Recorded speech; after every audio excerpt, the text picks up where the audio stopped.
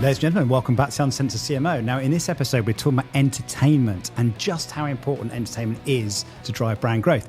And I'm joined in this episode by James, the creative director of Duolingo, one of the most entertaining brands on the planet and the most talked about brands in the world. How have they gone about growing their brand so successfully, and especially with their brand mascot Duo?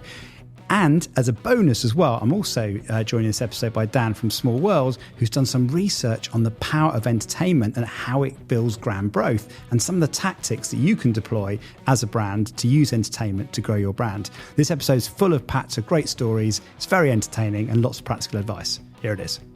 James, great to have you on the show. Yeah, thanks for having me. Good to be here. Good to be in Austin as well, at South by Southwest. First time here, actually. Is it your first time? Yeah. Ah, mine as well. Yeah. So we just finished our panel, which seems to go all right, didn't it? Yeah. I mean, there's a lot of energy. There was a lot of energy. Yeah, indeed. And a lot of love for Duolingo as well, which is great. In fact, interestingly, like most people in the room were aware of the death of Duo as well. So like a few people kind of discovered that, didn't they? Yeah. I mean, it's great to see that, killing a mascot for your brand will create some good conversation. Yeah. Indeed. Well, before we get into that, I'd love to find out a bit about you and how you got here today. So what's been your kind of path to this point? You know, I started off going to school, actually, at the School of Visual Arts in New York. And what got me going there was I was really big in the emo rock scene, emo band scene. And I was designing T-shirts for bands at the time. And I was like looking, how could I actually, do a little bit more of this design and kind of get a little bit closer to music and artists. So I started, jumping into a lot of T-shirt designs, and that got me into design, went to School of Visual Arts. While I was there, really got into advertising, coming up with the ideas behind the actual design. And from there, I landed an internship at BBDO, New York, which is, a big creative agency at the time, and was able to sign an intern for about a year, which is a very long time. Worked on a lot of different projects there, everything from TV, some Super Bowl work to, a lot of digital campaigns, things that really didn't feel like advertising eventually. Yeah, spent about 6 years there, jumped over to my first brand experience, actually, to ZocDoc.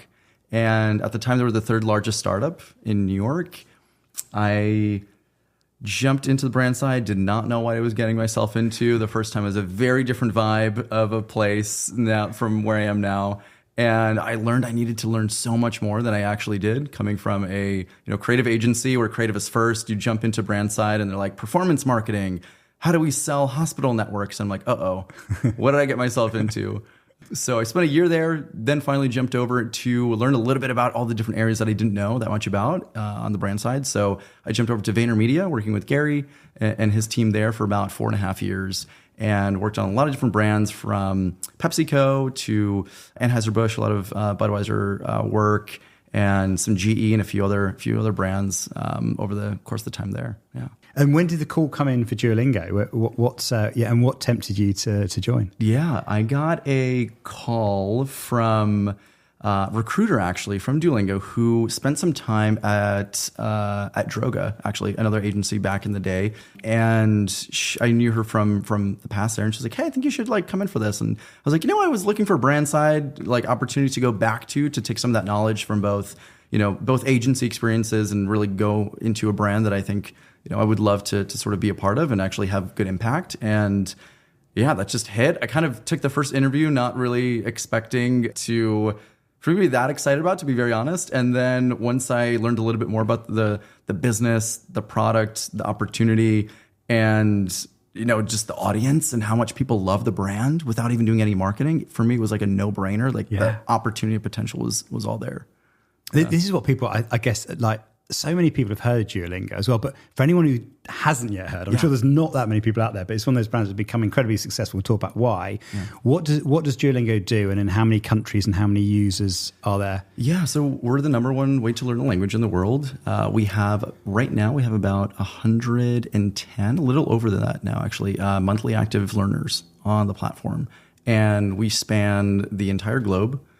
So you name it in terms of languages. We teach about 40 languages, a little bit more than that. Those including, the ones that you can imagine: English, Spanish, right, French, German, Mandarin, but then also some fictional languages such as High Valyrian. We teach Klingon as well, and a few other fictional languages. That's insane. Yeah, we cover the spectrum.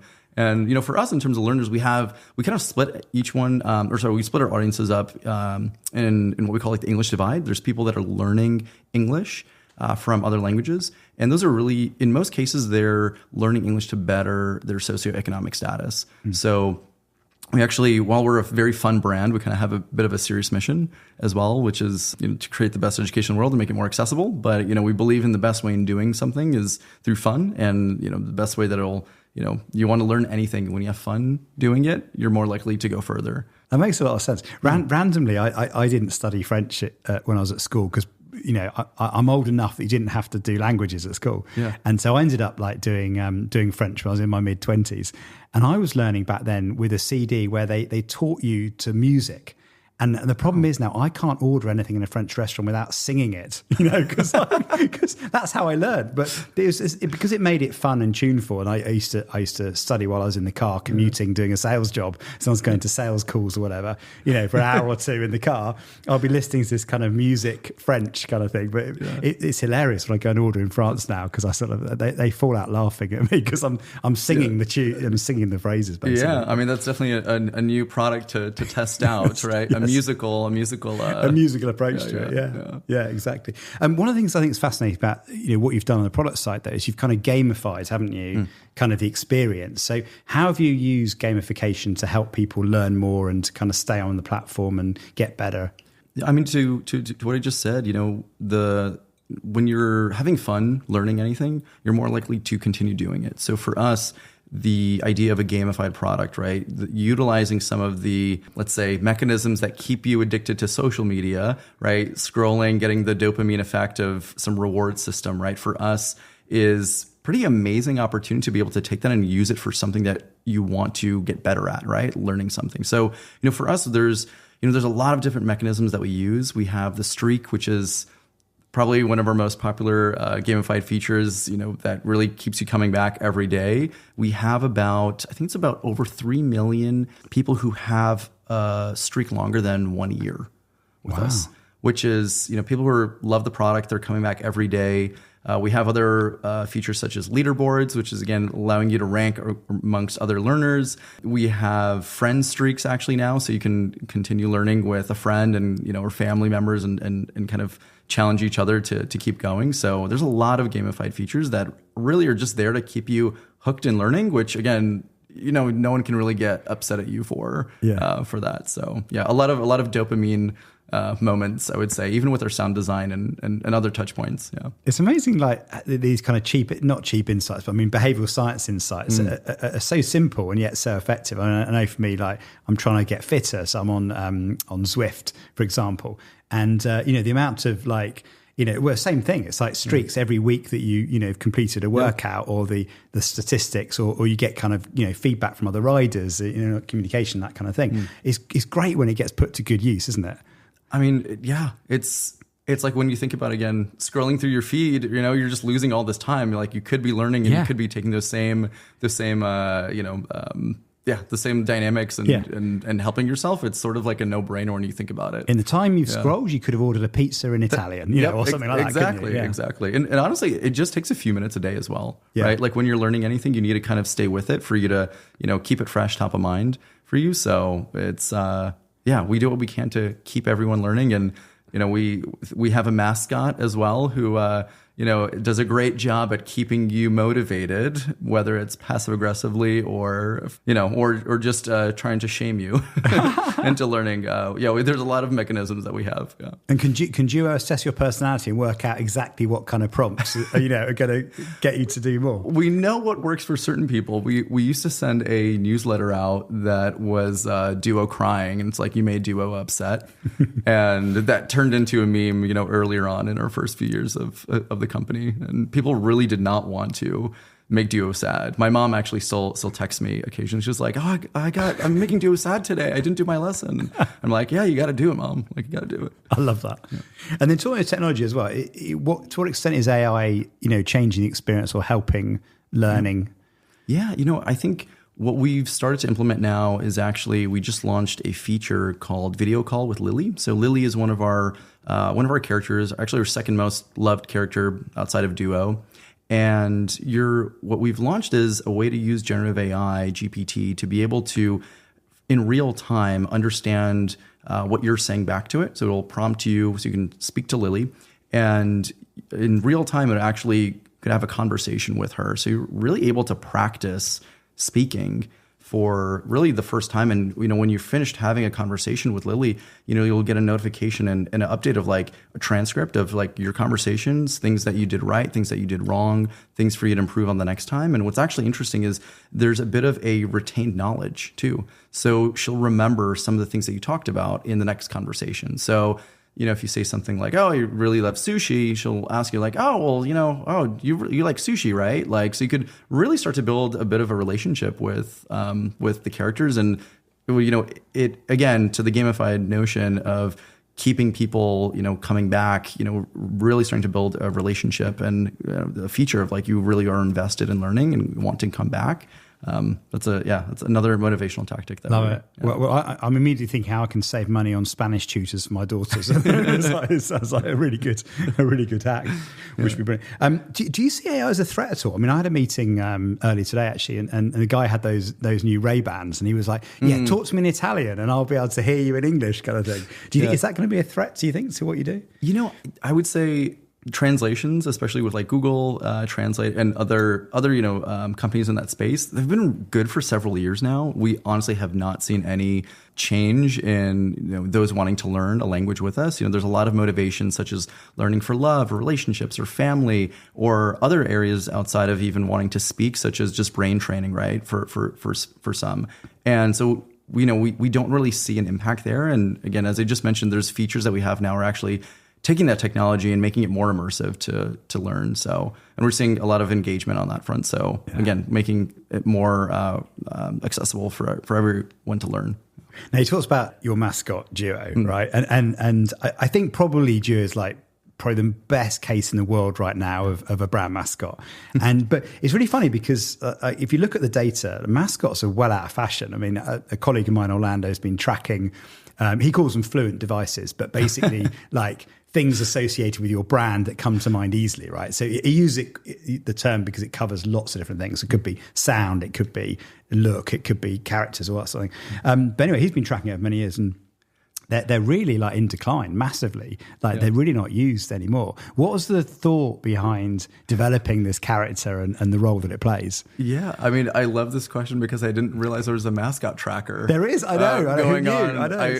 I'm very interested in. I must be down the rabbit hole of like research here to happen to know this, but for us, we. At the time when Duo was developed, I think it was about a year or so into developing Duolingo as a learning platform. And, for us at the time, it was just like, we should get a mascot, right? It was kind of like a no-brainer thing. Like, sure, let's just do this, create a character. This is definitely before my time, so I'm sure others can maybe speak to it a little bit better than I can. But, for us, it was, okay, great. It was an owl that we created who's, wise owl, all-knowing, right? Owls are known to be wise. And he's green because our co-founder hated the color green. And, the CEO and others thought, why not make this character green? And, Duolingo is the name. So Duo was actually part of his eyes at the old time. I'll have to share an old rendering of what Duo used to look like because it was not good. He definitely got a glow up, like for sure.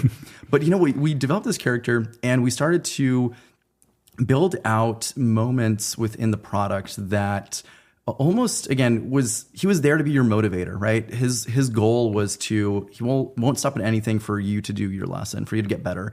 And we started to lean into that on different touch points, such as newsletters, even push notifications.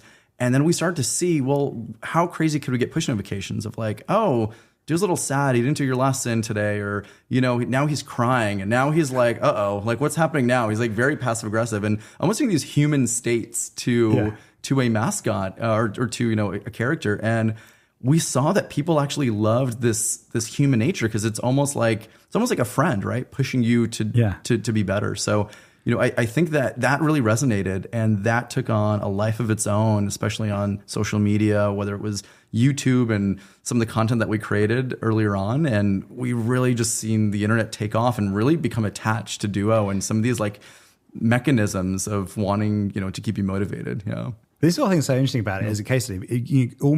Duo's taking on human personality, because I mean the logic of like a distinctive brand asset usually is the role of it is to be remembered. So I can point out the Ronald McDonald if it was back in the day, you know what I mean? It becomes associated with your brand, and it does that thing of triggering memories and associations, that kind of thing. But you've taken that to a whole nother level, which is like there's a whole world around Duo. There's personality, and like what Duo says on in social media can catch fire. There's a massive great world you created. Was that always the plan, or is that kind of like emerged as you've kind of created him and engaged with the audience? I think it's a little bit of both. Like there's ideas that we had around Duo, but really what started to really work was for fans to really just take our brand and have fun with it.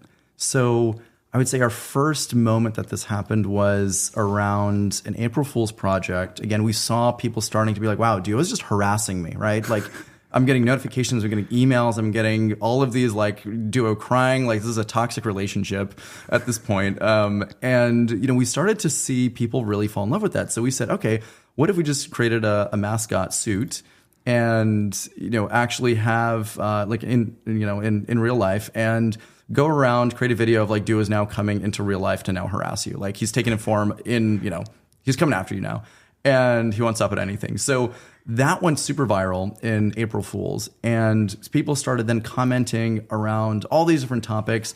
There's a phrase that kind of came to life of Spanish or vanish, right? If you don't do your Spanish lesson, you're going to vanish. Duo is going to come after you and kidnap you.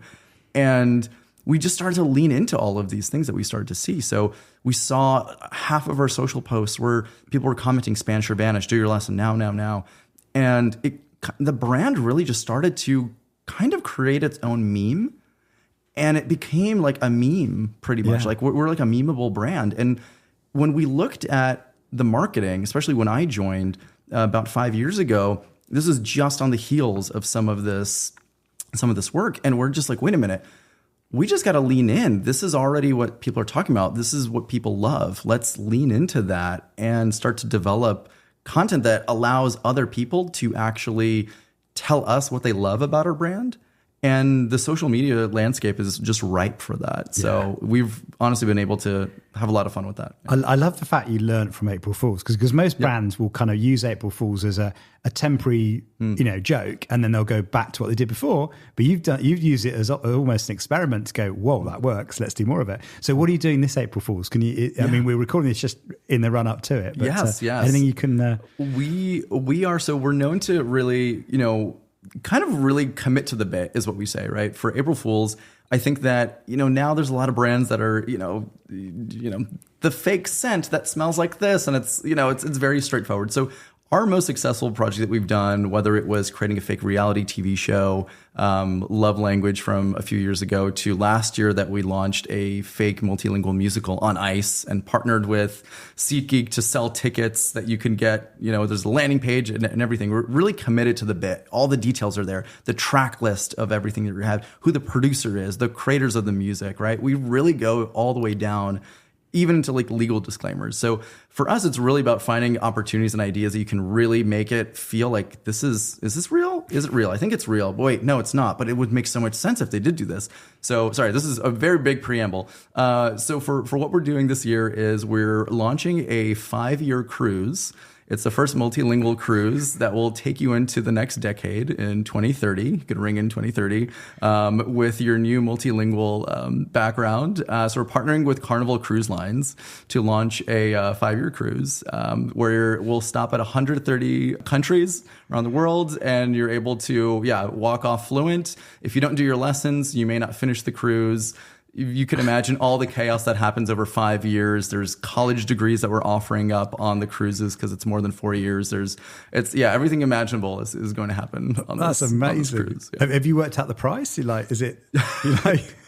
I think so. There's different tiers. I think there's some type of diamond medallion. How far do you take status. this idea? We've got the price, got terms and conditions. Oh yeah, there's ads for it. It'll be out of home billboards. There's there was filming on cruise ships involved. Really? That's amazing. Yeah, it's a good one. And of course, talking to you, very recently you announced his passing. Yes, which yes. was pretty tragic, right? I know. We didn't receive any flowers from you, which we're a little I upset. know. I was kind of so devastated. I can imagine. A lot of people felt the same. What do you do? I mean, it's like. But we actually really did get flowers though from from people into the office. They sent flowers. And what was, so we had this idea to kill Duo. It was around maybe for about 3 years or so. And we were thinking at the time, we're like, look, maybe we'll do this one day. It was something that was floating around for quite some time.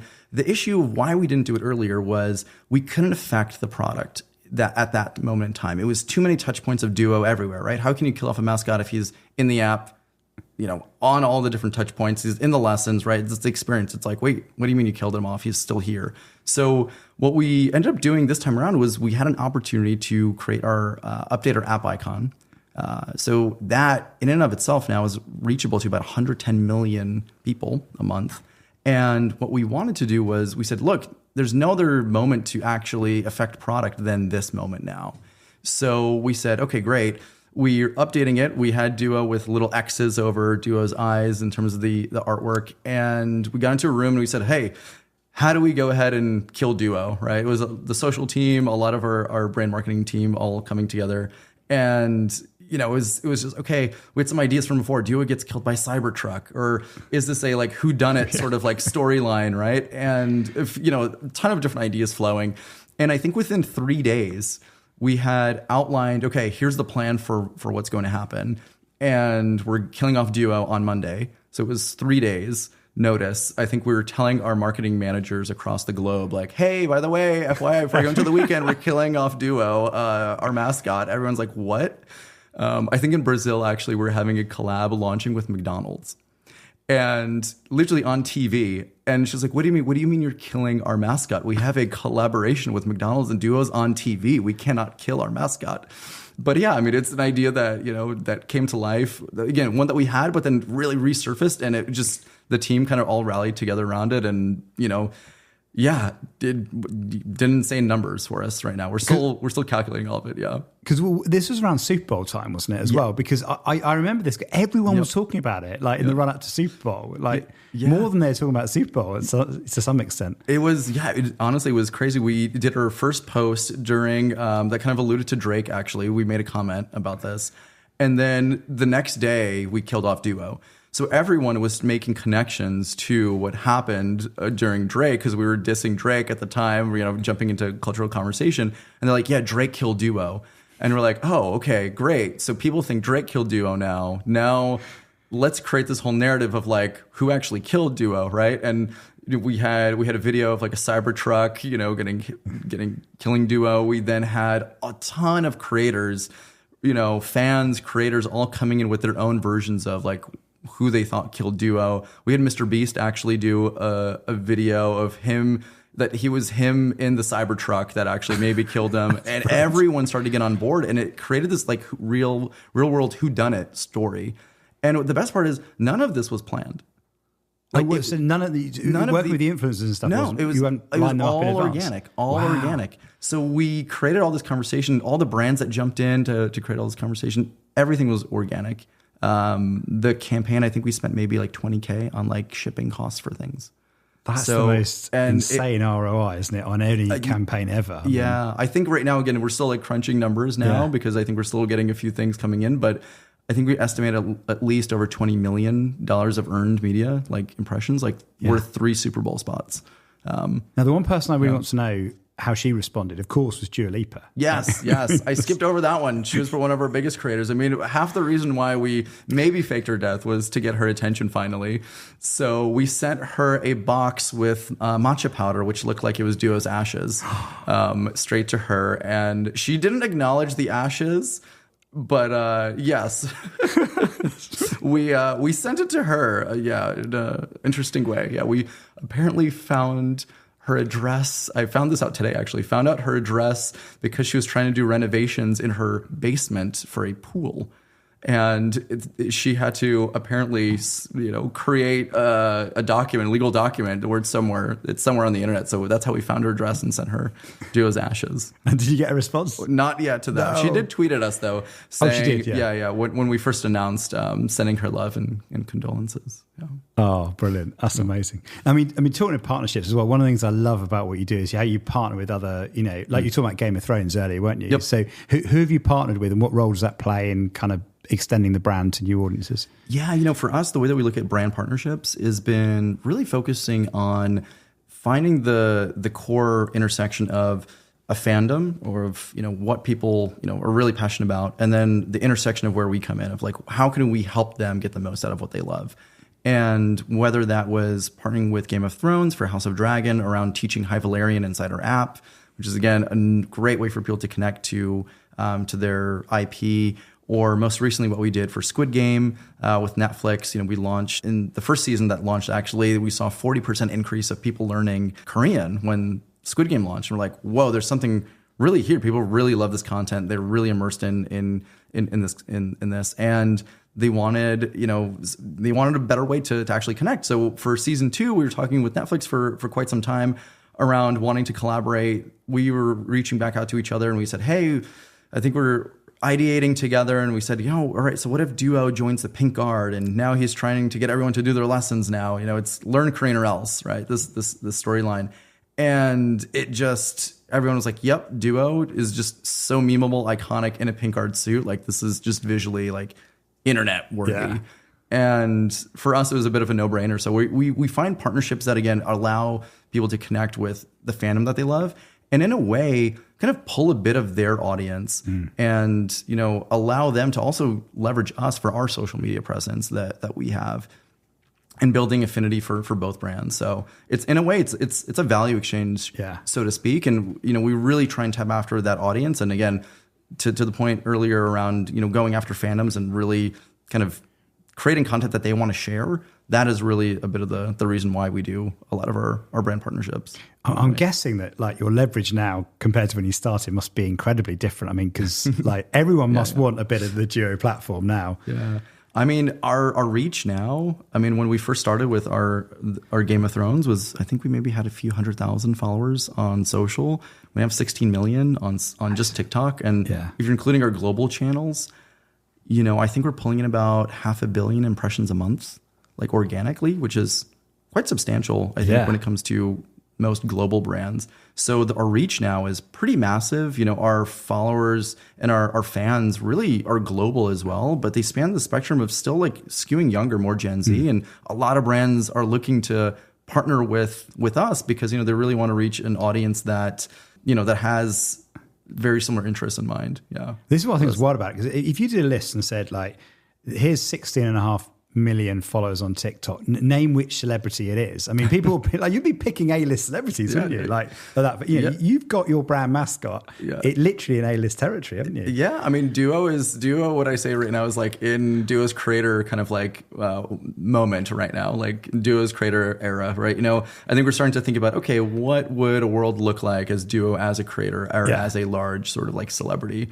And, and we've seen this come to life over the last several years of Duo walking the pink carpet for Barbie or, again, showing up to the premiere for Squid Game, right? It's, Duo's showing up on a lot more prominent places and, we don't know where it can go, but maybe there's, other red carpets in the future or some other events or anything that, honestly, a creator could launch, I'd love to know what Duo's worth as a, if you put a value on, right? It'd be crazy, wouldn't it? In terms of just the brand value of one mascot, it must be insane. That's actually a good thing. We should probably look into. Get the CFO to work it out. I mean, you created something of huge value. What would be lovely? Go back to like the early days of TikTok. So like there aren't many brands that have done what you've done, right? Because most brands kind of treat their social media as almost the corporate comms department. The official response from the brand is this, and whatever. What's been the kind of lessons in how you've built up that kind of social media following? Because 16 million is pretty a rare achievement. For sure. I think it goes back to having the right people with the right experience, with the right autonomy and trust. And I think it was about our first foray actually into TikTok. Most people may not know this, but we actually launched a partnership with TikTok around education on their platform. And they were showcasing they wanted to find more collaborators around, learning. And I think we partnered with several creators on their platform around creating content. This is how you say this and this phrase and this, in Italian, this is how you say this in Spanish. And the content did okay. It was like 50, 60, 70K. I mean, numbers most people would be very excited for. I think for us, it was like, okay, like that's fine. And we actually didn't do anything with that afterwards. We stopped putting focus on TikTok. And I think it was about a few months later, it was actually IPO. We were about to IPO and we had an opportunity of Duo's been known to send reminders to everyone, and including other mascots. So we're like, what if we just didn't do it to Times Square at the time and got other mascots to do their lessons? So it was just Duo showing up with a push notification, going up to other mascots. And at the time, this was still during COVID, so it was still very quiet. It wasn't really that busy. And what was amazing was we saw that content actually hit like 1 million something viewers or views on TikTok. And we're like, there's something here, like having our mascot with content. And then we still didn't know exactly what to do with it. And Zaria, our social media manager, who's very well known now for all of her great success that she's done with Duo, and really became Duo's wrangler and had a whole series of just, ideas that we can do to be part of culture. And it was just her taking the mascot suit, creating content that was timely, relevant in a way that honestly wasn't about language learning. It was just fun content that was relevant for trending conversation. And that really just took off.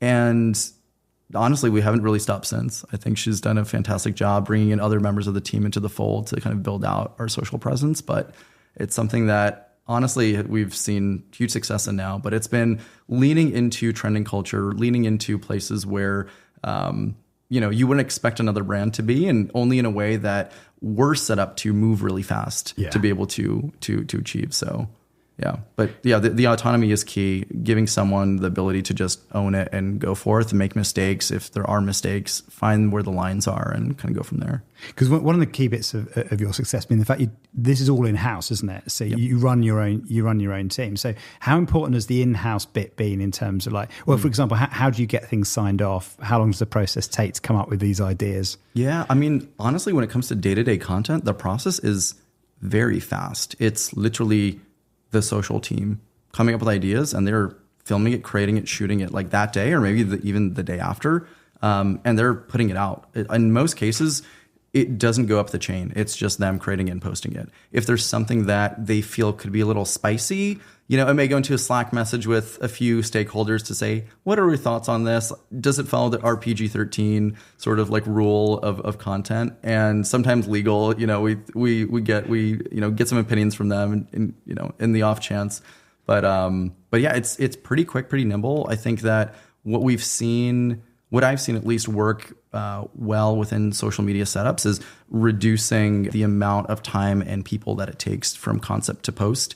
That's something that Kat, our head of social and brand now, she speaks to. And what does it mean in terms of talent you hire? I mean, do you have a specific brief in mind for the kind of people you bring in, or is there like a bar you have in terms of they must have done this or that, or what are you looking for to get the kind of talent that achieves this? Yeah, I think for us, diversity is very important. I would say if you look at our brand over the course of several years, it's maybe felt a little sassy, and that's because maybe we've had, creators and creatives on the team who kind of maybe leaned into that tone a little bit more. So really the brand has been a reflection of our team. Yeah. So my fandom of being really into Game of Thrones, we created a sword. We created content around that, right? There's fandoms that we've all had, like Duo going to a Taylor Swift concert. We have a lot of Swifties on our team, right? So it's even like anime. There's a lot of anime fans that we have. So what we really do in the way that we hire talent is we look for people who can add interest and add areas of experience that we don't have as a team. But, obviously with the core, the core areas that you need to be successful in, right? In doing your creative job of, being able to riff, ideate quickly, not being precious about ideas and being somewhat witty and spicy, I would say. A bit unhinged is something that, I think is always good. A bit unhinged, love that. Yeah. That's a great brief. Maybe to wrap up, if you look back, would there be like one thing, if you could pick like one thing that's made the difference, what would that be? I would say we've given our teams autonomy to like do the work and what they feel is relevant and exciting to them. But I also would say that we've given the opportunities for others, our fans, to take our brand and sort of build it. And I think that's very unique for the way that we do our brand marketing and the way that we also engage our fans, which is what I always call our learners. Because when you look at the amount of time that our fan or someone else would devote to learning with us, they're spending months and months with us. And you want to create an engaging experience, whether that's on platform or off the platform. And any way that we show up, we show up as almost a reminder for them to keep learning with us. So if we're showing up in an entertaining way that's fun, we know we'll get them to continue to learn with us and keep going, which will only make their goals more reachable and be a win for everyone. Yeah. You said a phrase earlier, which I love, which is we take comments from our fans as our next brief. Yes. Which I thought was a really cool way of putting it, that you're listening and engaging so much that a comment from a fan might end up becoming the next brief you work on. I would honestly, most of our biggest brand moments of brand lore building have actually all stemmed from social, whether that's Duo's crush on Dua Lipa, whether that's Spanish or Vanish, a phrase that we've seen, which now has like 3.5 million streams on Spotify, to really, buff Duo of an illustration that someone created of our character that's now an inflatable mascot suit and a plushie. We really let our fans sort of lean in, share what they want, and then we lean in. Amazing, James. Thank you. It's a wild ride you've been on, and it's such a cool brand. I know a lot of people listening are going to get a lot of inspiration from this. So thank you so much. Yeah, good to have you. Me. Yeah. So that was part one of this episode, talking to James at Duolingo about how they built such an amazing brand through being entertainment-led. Now, in the second part, we're going to be talking to Dan from Small World, who wrote the report called Entertain or Die, which uncovers how these brands grew, some of the tactics they're using, and what you can do to be more entertaining. Here it is. Dan, welcome to part two of this episode. Lovely to meet you, John. Well, look, we've just done obviously a panel session at South by Southwest. We're here in Austin. We're interviewing James and Dan from Liquid Death as well. Of course. Talking about entertainment. What is it about entertainment that motivated you to put on this panel? And you've also created a report. Yeah, Entertain or Die. Called, aptly named Entertain or Die. I'll get the, short plug out the way, I suppose. I'm Dan. I'm the founder and strategy partner of a creative company called Small World. Our goal is to build entertainment-first brands. We work with the likes of Duolingo to do that. The way that we build entertainment-first brands, we believe, in this kind of media-fragmented landscape that we live in today, is by building creative teams, not out of advertisers and marketers necessarily, but out of entertainers. So people who are creating the most entertaining content that you might see on TikTok and YouTube today. Comedians, showrunners, scriptwriters. Dan from Liquid Death talked a lot about the left and right brain side of their marketing team today and how they have, their traditional marketing disciplines, but more importantly, writers from The Onion, people who are animated on Adult Swim, those kind of weirdos, effectively, unstandard talent, we call them, from other walks of life that make their content so entertaining and feel like it's not advertising itself. So yeah, that's what we kind of do as a business. So it's sort of what we are obsessed about. Dan mentioned it really brilliantly. When you go into the boardroom, the CFOs and CEOs of this world obviously need to see the raw bottom line, the numbers effectively behind if this stuff works. And he made a really good point that actually you'd be mad not to lean into entertainment first marketing because it actually makes everything more cost effective, more efficient, quicker. He used the example of the Super Bowl advert that Liquid Death just did, which was, I think he said, the third most effective ad at the Super Bowl, which is crazy considering they only spent $350,000 on the ad itself. So there is real bottom line benefit and ROI to following an entertainment first strategy. So it is effectively a no-brainer. So that's what kind of motivated the research. And with our brilliant data partner tracksuit. That's the kind of report that we put together, which I'm sure we'll dive into in more detail. Yeah. So what you basically went around doing was identifying the most entertaining brands on the planet, right? And then creating a ranking of those, and then presumably you're able to connect how entertaining they were to their business results. Yeah. So we actually the 100 brands that are in there aren't necessarily the most entertaining brands. What we did, we got a kind of panel of expert sort of brand strategists and kind of judges from around the world and just said, look, we want to collate the very best brands in the world. We didn't say most entertaining at that point. And then we said, okay, let's take some of those brands and reorder them based purely on entertainment value. Without revealing too many surprises, right? Of course. What kind of brands were coming at the top of your entertainment list? Yes, I mean, the really surprising and brilliant thing was that it was a total mix. I think the important thing to note, first of all, is entertainment does pay. 29 out of the 30 brands, 29 out of the top 30 brands had revenue growth in the last year. And more kind of impressively, 2/3 of those brands had double-digit revenue growth, which is insane. And then, as we said, that it was a real mix of brands. There were kind of more traditional entertainment players like TikTok, who topped the index, kind of no surprise there. TikTok, a kind of entertainment juggernaut. But then there were also brands like Duolingo, Liquid Death, who are in traditionally boring categories. Of course, we see them as these real entertainers, but if you break down where their sort of product comes from, it isn't inherently entertaining as a product, as opposed to, you could say a category like fast food or alcohol or people like the NBA there in the top 30. Those inherently have entertainment value to them. So yeah, we can probably dig into a little bit more detail, but I actually think one of the greatest opportunities is for traditionally boring categories or brands in boring categories to flex their creative muscles and flex their entertainment muscles. I totally agree. I think there's a bit of logic, because often I see, if I take the System 1 data, often the most boring categories have the most interesting creative work. I mean, the one that always makes me smile is bread in the UK, right? The bread category. You don't get more staple every day than bread. And yet you've got you've got Warburtons that do some of the most entertaining, advertising out there.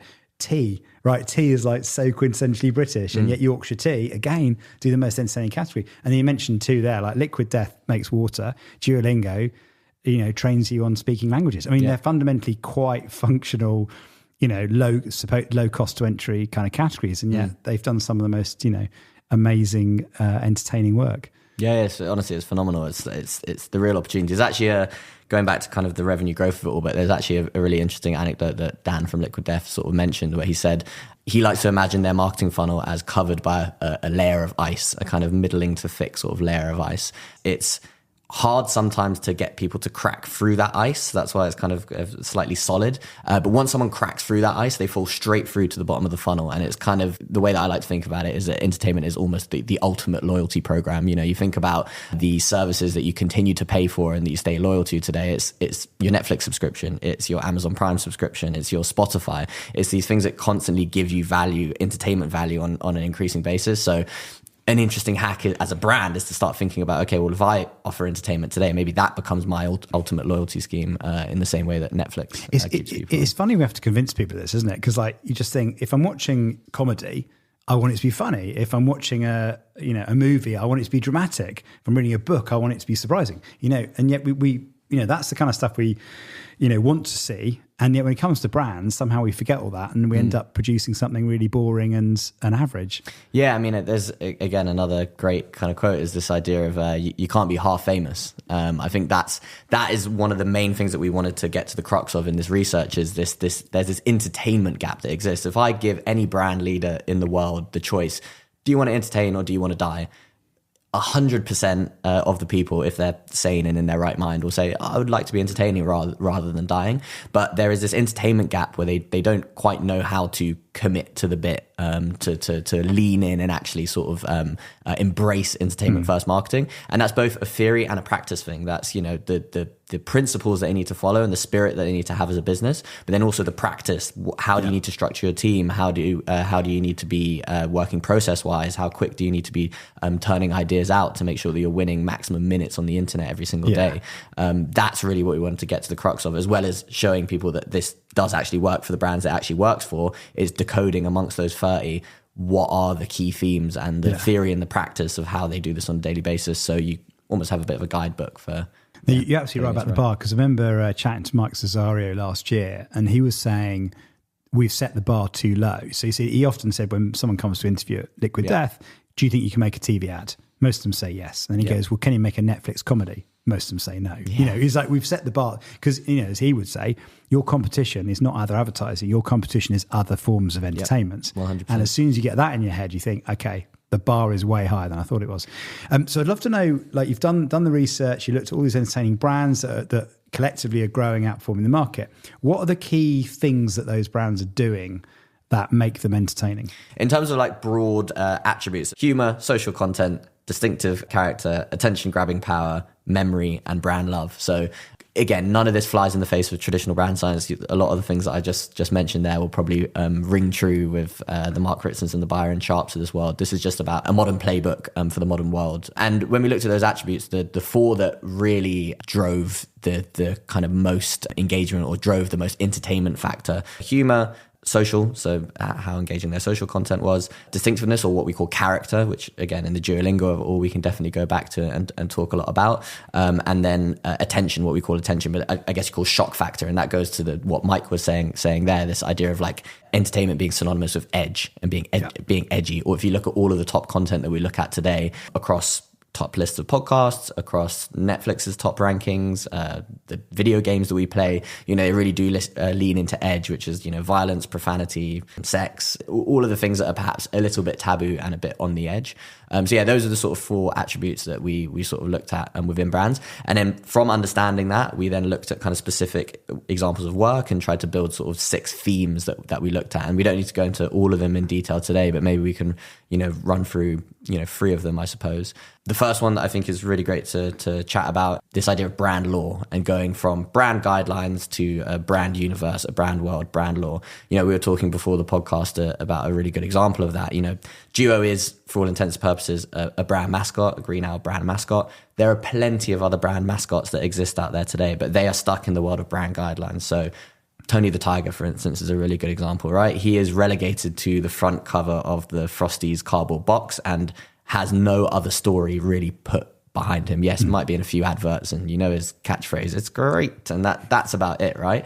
Duo has inherently more character within the mascot itself. There is lore, there are stories, there's the relationship with Dua Lipa, there's his untimely death, there is all of these fan comments that are then built into the character itself and the story that is told behind Duolingo. So inherently the brands that are most entertaining, like Liquid Death, like Duolingo, are those brands that think of themselves as a character in a TV show, or the TV show themselves. So like Liquid Death, as opposed to that, instead think, okay, we are a world, a universe. If we brought Martha Stewart into the world of Liquid Death, what would she do? What would she be doing here in this weird universe? Oh, she would make candles out of severed hands. And then you can start to see how the creative process actually becomes really truncated, a lot easier. You have this kind of comedy writer's room style analogy, because you're treating the brand not as kind of a set of rigid, strict guidelines, but as sort of a moving, living, breathing character, universe, world. So that's the first theme that I think is the most important part for the theory of this all. That's what you need to change about how you're thinking about your brand. I think the next part that's really interesting to talk about is probably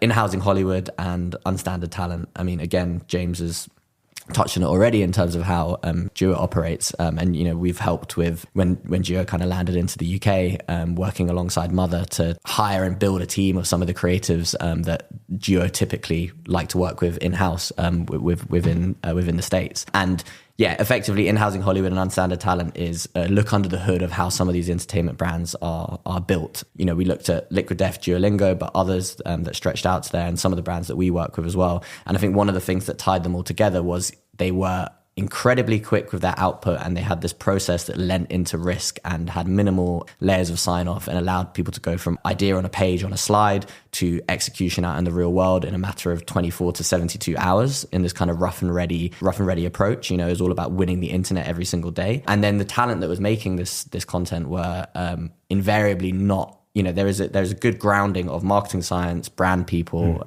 people like Dan Murphy, for instance, who know the sort of logical side of marketing, if you will. Then when it comes to the creative side, the people that they want to give the keys to the castle, so to speak, the people they want to give access to are people who have an unstandard approach to creativity. So they might be content creators, they might be comedians, script writers, they might be people who have worked in the world of animation. They're generally people who don't think about marketing necessarily, but they do think about entertainment. And then there's probably one more that we can touch on, which I think is this idea of brands leaning into being media moguls, and it sort of ties to the other two themes we spoke about. But these brands are inherently building their own media universes. They're acting like content creators in their own respect. And whether they're going all in on a channel like TikTok, or whether they're leaning into like YouTube, for instance, and building a platform there, or we're seeing lots of brands that we work with, for instance, where we're helping them build up. I don't know if you've ever seen this craze, but in China, there is this basically there's been a boom in 60-second TV shows. So I think there's about 8,000 of these being made every single day. And it is drama cut up into increasingly small sections, effectively, that you can kind of watch on TikTok, and people are building these whole media empires off of 60-second TV. And we worked with a brand called Rescue Remedy to kind of lean into that trend and create this thing called Rescue Rama, which were it's basically their own attempt at creating sort of a media empire for themselves, which is borrowing formats that we know and love from TV and kind of rehashing them for social and reimagining them for social. Maybe to wrap up, what would your advice be to a brand wanting to become more, and so having made the case for entertainment, you've identified the themes, what would you be advising your clients to do to become more entertainment-led in their marketing? First and foremost, we need to interrogate your brand and understand what your brand law is versus your brand guidelines. How can we take what you've got in brand guidelines and the codes and the distinctive assets that make your brand you, and breathe life into them for the modern day, for the internet age? Next, I would say think niche, not mainstream. Grace Kite actually has a really interesting piece on this. I know Tom Roach talks about it quite a lot, but they talk in media, at least in media strategy, about this idea of lots of littles, right? Now that's the way that kind of media is going. If you can't buy a water cooler moment, of which there aren't any anyway, then you need to think of a strategy which allows you to win the internet every single day, or you need to think of a strategy that allows you to pop up on lots of different media channels across a period of time, rather than having one big, massive media moment. And the way that we think that you do that from an entertainment first approach is thinking about the niche versus the mainstream. So what are a patchwork of fandoms, audiences, creators, people that you can kind of work with to effectively act like your media channel and earn you the reach that you would have not been able to buy effectively. So I think that's a really interesting kind of a bit of theory to look at. And then the practice of it all, I think it's as we spoke about, kind of this idea of industry unstandard talent, whether you work with a creative company like ours, which I'd be more than happy to work with anyone who wants to embrace this strategy, or whether you're trying to build that in-house. I think it's really important to do an audit effectively of the talent that you have in your business. And I'm by no means saying that you need to hire a bunch of kind of content creators or hire a bunch of comedy script writers and replace your whole marketing team with that. But you do need to kind of have a frank look at the talent that is actually making your content and analyze whether, one, if they are the right people, they're set up for the right success. But if they're not the right people, how you can bring in more of the right people to support them, those who know how to not only ideate, but actually create at speed and lean into humor and, bottom line, entertain people. Yeah, brilliant. Dan, thank you, mate. It's been a really good fun ride on this as well. And thank you for setting up the South by Southwest Entertain or Die panel, which was amazing, like properly sold out. And well done for doing the report as well. So thank you very much. It's quality work, but thank you, mate. No worries, thank you very much. Thank you very much for listening or watching Uncensored CMO. I hope you enjoyed that. If you did, please do hit the subscribe button wherever you get your podcast. If you're watching, hit subscribe there as well. I'd also love to get a review. Reviews make a big difference on other people discovering the show, so please do leave a review wherever you get your podcast. If you want to contact me, you can do. I'm over on X @UncensoredCMO, or on LinkedIn, where I'm under my own name, John Evans. Thanks for listening and watching. I'll see you next time.